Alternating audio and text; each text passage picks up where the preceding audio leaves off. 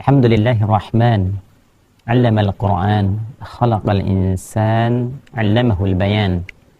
Wassalatu wassalamu ala Rasulillah, nabiyyina Muhammad ibn Abdullah, habibir rahman, wa ala alihi wa sahbihi wa dhurriyyatihi wa ummatihi ahlus sidqi wal bayan ila yaumil mi'ad wa fihil mannan wa ba'd.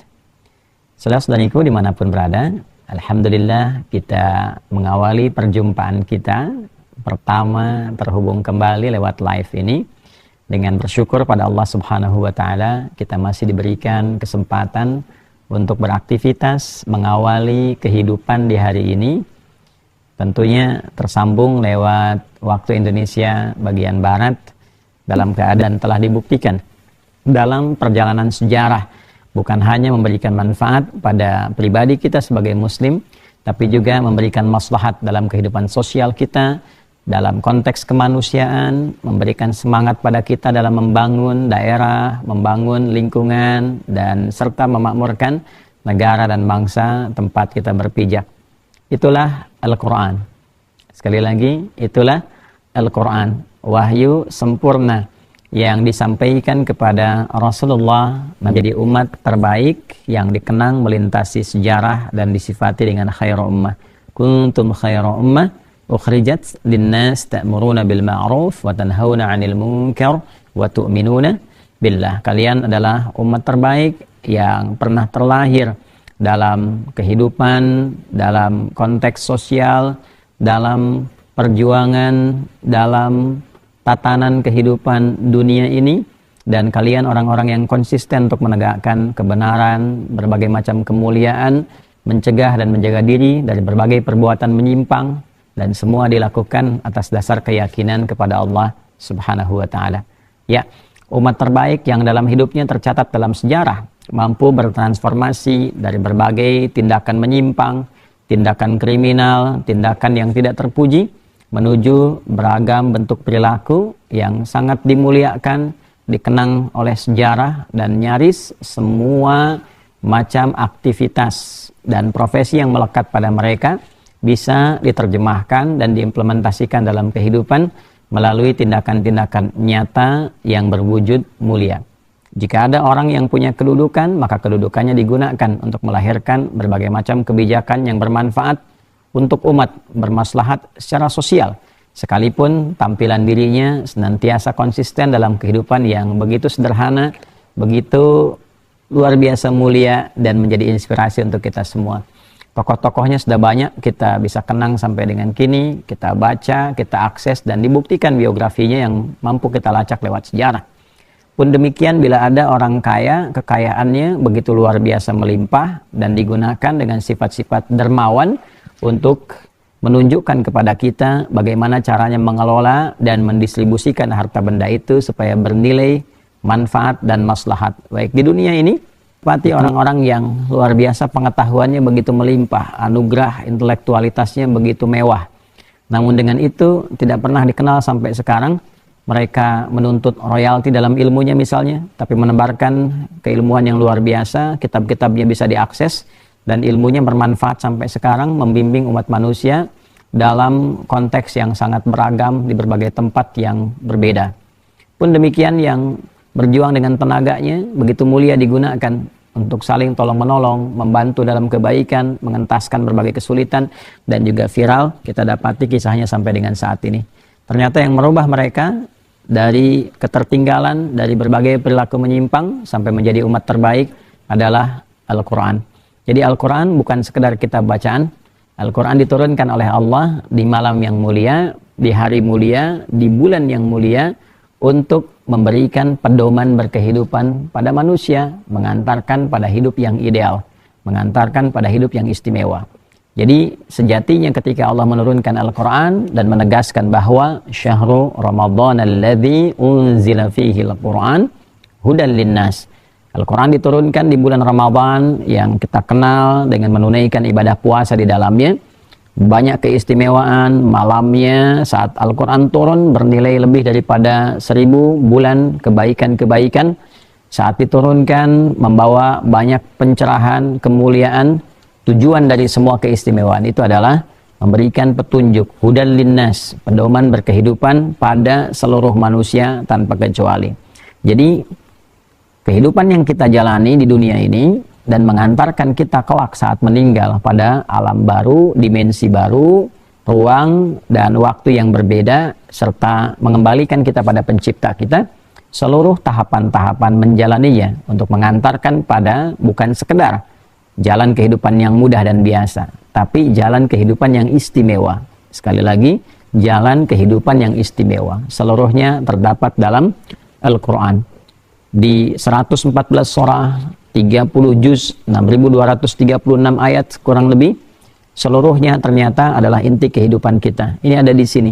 Solusi tentang berbagai macam persoalan kehidupan, berbagai macam hal yang bisa kita dapati sebagai petunjuk dari mulai kita terlahir sebagai seorang anak yang biasa tumbuh menjadi pemuda, pemudi, kemudian juga bagaimana caranya mencari ilmu yang efektif, bagaimana caranya menjalani kehidupan berumah tangga sebagai seorang suami, istri, ayah, ibu, bahkan sebagai anak, pun demikian ketika menjadi kakek, nenek, bagaimana beraktivitas secara sosial, mencari kerja yang baik, mendapatkan dengan cara yang benar, sampai persiapan untuk pulang, dan bagaimana kita menyiapkan satu kurikulum kehidupan setelah disampaikan keadaan-keadaan yang akan kita lalui, baik di alam kubur, kemudian juga di akhirat, dan indahnya ditampilkan dengan begitu rinci persiapan yang ditawarkan kepada kita untuk dimaksimalkan hingga pertanyaan pada akhirnya, kemana hidup kita akan ditata. Fa'ina tadhabun. Setelah semua ini dijelaskan, maka engkau akan kemana? Bagaimana engkau menata jalan hidupmu? Itulah Al-Quran. Maka berbahagialah orang Islam khususnya, atau manusia pada umumnya, yang ingin mengambil manfaat dari Al-Quran, yang mendekat kepada Al-Quran. Itu yang menjadikan kami begitu bersemangat untuk menebarkan cahaya Al-Quran, bahkan dalam berbagai keadaan begitu ketat dan tegas kami sampaikan, supaya kita tidak terpisah dari Al-Quran. Al-Quran memberikan bukan hanya petunjuk, bukan hanya pedoman, tapi juga memberikan perubahan pada kehidupan kita menjadi lebih nyata, berkah, dan bermanfaat. Untuk itu, teman-teman sekalian, di edisi subuh kali ini, pagi kali ini, waktu Indonesia bagian Barat, kita akan coba belajar tentang cara cepat berinteraksi dengan Al-Quran, khususnya terkait dengan bagaimana kita berupaya untuk menghafalkannya. Seperti apa standar hafalan yang benar dalam Al-Quran itu, selain mengacu pada bacaannya, juga kepada adabnya. Di atas semua itu adalah standar keberhasilannya. Tentu ada 3 hal yang terkait dengan interaksi kita bersama Al-Quran. Ada yang sifatnya bacaan atau qiraah, ada yang sifatnya kajian atau tilawah, dan ada yang sifatnya hafalan, yaitu hifz, ya, hifdzul Quranil Karim. Nah, kita akan batasi di sesi ini ke aspek hafalan. Untuk yang bacaan dengan kajian, insya Allah di pertemuan lain kita akan kaji dengan lebih seksama dengan izin Allah Subhanahu wa Ta'ala. Sekarang kita masuk kepada aspek, teman-teman sekalian, cara cepat untuk menghafal Al-Quran. Baik, sebelum sampai ke titik teknis, saya ingin memberikan satu pembagian informasi. Lebih enak share ya, daripada kita mengajarkan, lebih enak kita share apa yang kita pelajari dari guru-guru kita semua, kita sampaikan kembali sehingga manfaat-manfaat ukhrawinya pun akan mengalir terus kepada guru-guru kita tercinta. Itu ada di antara murid-murid, santri-santri di pesantren. Seringkali kita memulai sesuatu dengan menisbatkan informasi yang kita dapatkan kepada guru-guru kita yang tersambung kemudian pada ajaran Rasulullah SAW yang bersumber dari wahyu Allah Subhanahu wa Ta'ala. Yang dengan itu mudah-mudahan setiap hurufnya bahkan mengalir pahala mulia kepada guru-guru kita, dan semoga keberkahan menyelimuti mereka dan keluarga mereka semua. Teman-teman sekalian, di masa lalu penghafal Al-Quran itu disebut dengan Hamilul Quranil Karim. Hamilu Al-Quranil Karim atau Hamilu Kitabillah. Orang yang mengandung kalam Allah, orang yang mengandung Al-Quran. Nanti kelak akan membedakan dengan yang menghafal hadis. Jadi dulu penghafal Al-Quran itu disebut dengan Hamilul Quran. Nah, penghafal hadis disebut dengan Hafidh. ya untuk membedakan.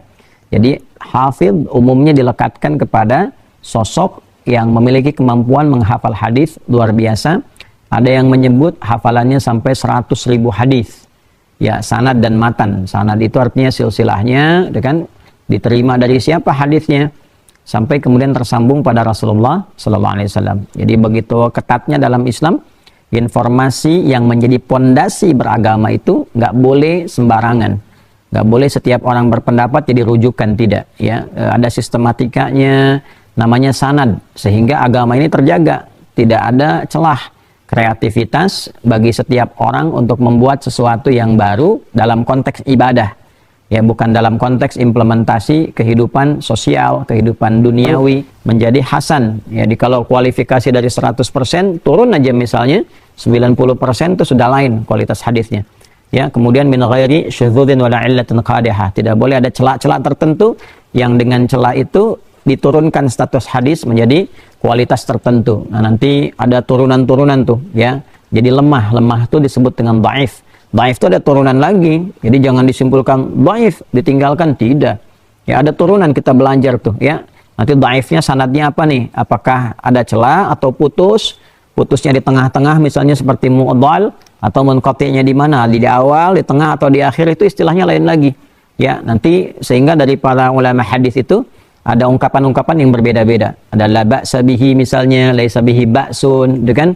Dan seterusnya sampai yang paling puncak nanti ada la aslalahu, ya, atau majhul dan seterusnya. Itu istilah-istilah dalam ilmu hadis yang sifatnya khusus. Nanti insyaallah di sesi kajian kami bersama para musyrifah pesantren ada salah satu materi tentang mustalah hadis, ya. Ilmu untuk memahami dan mengkaji tentang bagaimana cara kita berinteraksi dengan hadis. Sehingga tidak begini, hadis sahih, nah kualifikasinya apa? Nah, lalu tahap keduanya, bagaimana kita memahami yang sahih itu? Nah, jadi bukan berarti sahih lalu dibawa pemahamannya sesuai kemauan diri sendiri, itu nggak bisa demikian. Ya, ada turunan-turunannya. Ada ilmu untuk mengetahui sanad, ada ilmu untuk memahami matan. Nah, jadi tidak semua yang sahih lalu dengan terjemahan keluar hukum, tidak begitu. Ya, menempatkan yang sahih ini dipahami dengan baik dan ditempatkan bagaimana praktek hukumnya seperti apa. Nah, itu ada ilmunya sendiri. Nah, ini beda dengan ilmu sanad. Ilmu sanad hanya untuk mengetahui yang sahih dengan yang dhaif. Nanti dhaifnya apa lagi, kualitasnya bagaimana. Untuk menggunakan hadis itu dalam konteks amalan, ada ilmu lagi yang kedua nanti. Ya, ilmu itu pun lebih detail kembali. Jadi tidak semua orang yang tahu sahih, dhaif bisa paham bagaimana cara menggunakannya. Nah, ini penting di era kekinian karena kami amati seringkali ada pemaksaan, ya, dalam konteks baru tahu ilmu sanad, maka dipaksakan digunakan kepada ilmu matan. Nah, ini juga berbahaya karena bisa salah tempat dalam konteks penggunaan. Ya, atau sebaliknya, fokus kepada matan bahkan dinilai seakan seperti hadis padahal sanadnya bermasalah, ya, dan boleh jadi itu tidak bersanad, dan ini persoalan, ya, persoalan yang cukup serius.